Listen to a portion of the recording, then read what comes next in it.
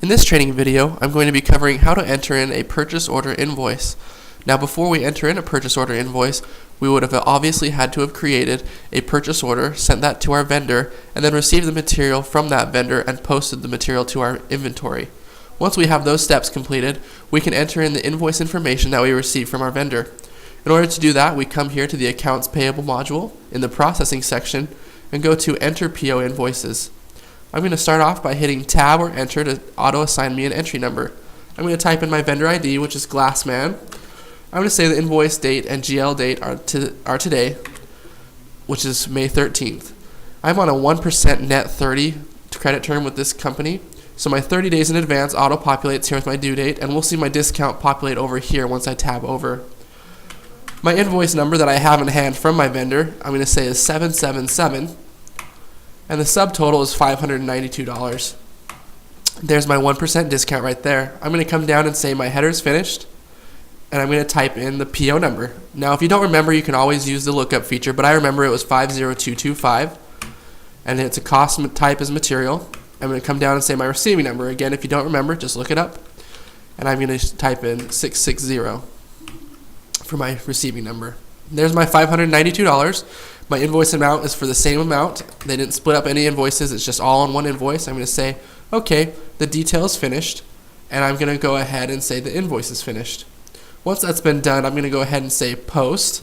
Now this will post all of my invoices, my PO invoices that I've entered in. So if you want to do one at a time, just bring in that entry again and hit the post button.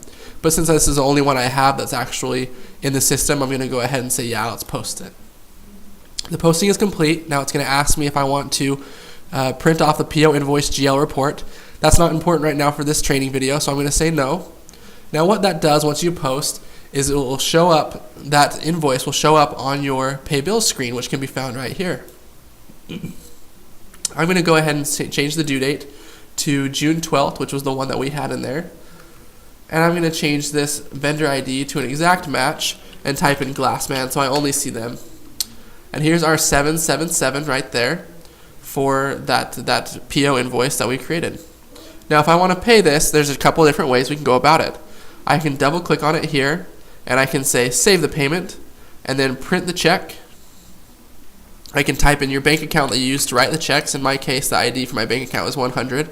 My next check auto-populates at 1209. My last check goes to 6 digits or 9 digits of 9. And then I'm going to type in Glassman as my vendor ID. Once I do that, it'll bring up the check, $586.08, because remember that discount that I took off the $592. And I can go ahead and print that check. Once I print the check, it will update my records and take that off of my owed amount. Another way we can pay for this is basically the same way, just not going through the screen. In order to do that, we can come in here and go to either print a manual check or print a batch check. The manual check is one check at a time, and you can go ahead and just update the files only from this screen rather than printing out a check. So it'd be the same process. I'd type in my bank account number, my vendor ID, and I'm going to type in that $592, and there it is. If you update the files, it'll ask you where you're applying this to. Another way to do it is through this print batch checks. So this is the same screen that the pay bill screen brought up, so it's the same idea. So I'm going to say Glassman here. I'm going to say print again.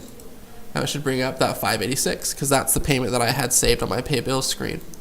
So there's a number of different ways you can pay these off and make sure that the payments are updated in your system. And once those are paid, you'll be able to see the activity on your vendor activity. So I'd come here to my vendors and I'd look at my Glassman. Now I didn't make that payment, but we will see the invoice on here. If I pull in Glassman and hit vendor activity, there's my PO invoice right there for $592. If I were to create a payment, it would show payment right here and the amount that I paid. That is how you enter in a purchase order invoice and take a look at it on the pay bill screen and pay for it.